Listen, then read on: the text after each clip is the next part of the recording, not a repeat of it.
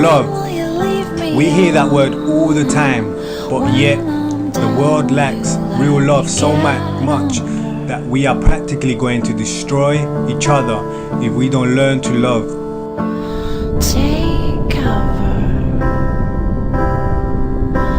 When I'm on, will you leave me on? When I'm on, will you leave me on? Hung up on the word. First of all, I want to break down this false Hollywood type perception of love, this disgusting Valentine's Day corporate image love.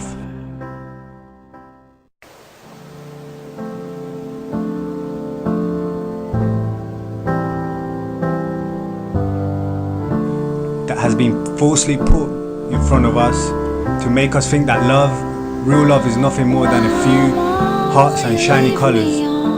But yet, real love is much more than that.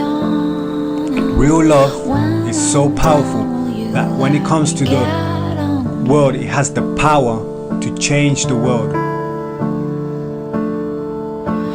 Take cover.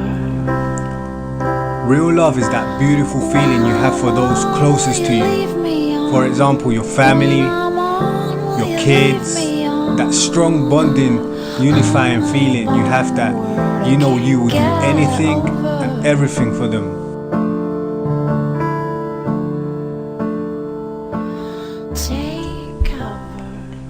You will even give your own life without any hesitation or regrets because they come before you.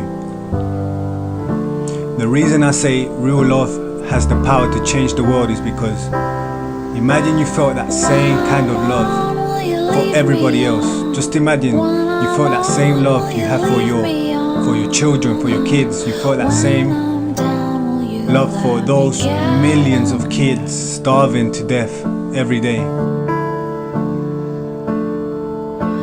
Take cover. When I'm on, will you leave me on? When I'm on, will you leave me on? Hung up on the word I can't get over.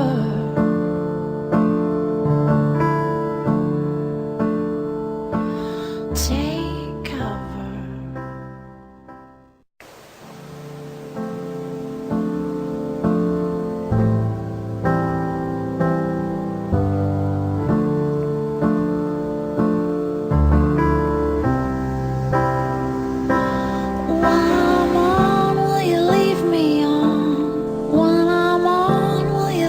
Well, I'm about to say, may sound harsh, but just imagine that your kid was starving. What would you do?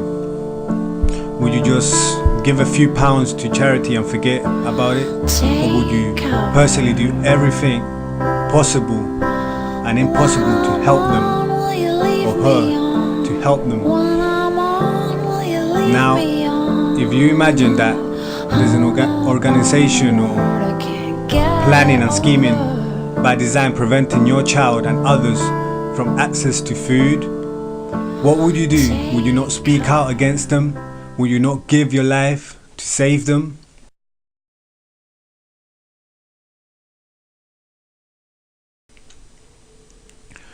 Real love has the power to change the world.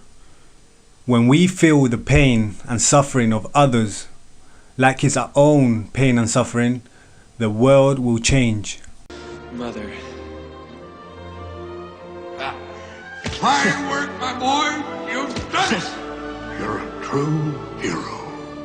You were willing to give your life to rescue this young woman. For a true hero isn't measured by the size of his strength, but by the strength of his heart. Now at last, my son, you can come home.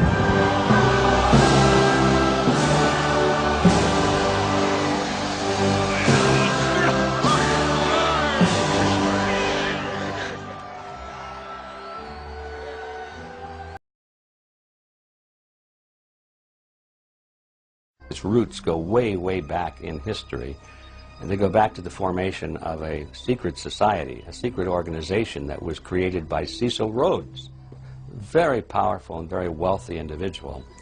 And people have heard about him in history, and they know about the Rhodes Scholarship, and they think, well, isn't that nice? But they don't understand at all what that's all about. Cecil Rhodes, when he died, left his great fortune not to his family, not to his heirs, but for the creation of a secret society. And we know about this because there were some people very intimately involved with this organization who wrote about it. One of the best authors on this topic is Professor Carroll Quigley. He wrote several books, and Tragedy and Hope is the best known of his. He described in detail the secret organization created by Cecil Rhodes, and he explains in these books he knows about them because he was invited by the organization into its inner circle. He was never a member of it, but he was invited in as their historian, and he was allowed to see their secret records and papers and study them for several years. And he knew all the important players, and he understood what it was about, and so he wrote these books. And it's an amazing thing because he laid out in great detail what the purpose of the organization was and how they were the major players in all of the big international events since and including World War I. The bottom line is that you take the roots of that organization and you find out that they created in all of the British dependencies what they call roundtable groups. And then around those little roundtable groups they created front groups. And the purpose of these front groups and roundtable groups was to penetrate into the governments of all of these different countries, to penetrate into the media centers, to penetrate into the educational systems. In other words, to penetrate into the social fabric, the power centers of society, and literally take them over from the inside without anybody being aware that they were controlling influence. In the early 60s, a Georgetown University professor collects information for a book favorable to the network of powerful men who founded the CFR. For 2 years, Professor Carroll Quigley is allowed to examine the confidential papers and secret records of this network. Quigley reveals that these men aim to create a world system of financial control in private hands, able to dominate the political system of each country and the economy of the world as a whole. In short, they seek total and quiet control of the entire world. And the CFR is their most visible conduit for carrying out that agenda. CFR members include America's wealthiest tycoons, as well as the highly placed elite in government, academic institutions, tax-exempt foundations, and the establishment media. Ruling Class Journalists, written by Richard Harwood, describes the CFR membership as the ruling establishment in the United States. The Washington Post article boasted that news reporters who are CFR members do not merely analyze and interpret foreign policy for the United States, they help make it. Who are these policymakers? Many of their faces are familiar. NBC's Tom Brokaw, CBS's Dan Rather, ABC's Barbara Walters, Jim Lehrer of PBS, William F. Buckley of National Review, media mogul Rupert Murdoch, owner of the giant multifaceted News Corporation. These media heavyweights, and many others like them, are members of the CFR. The Norman Cousins Global Governance Award, Walter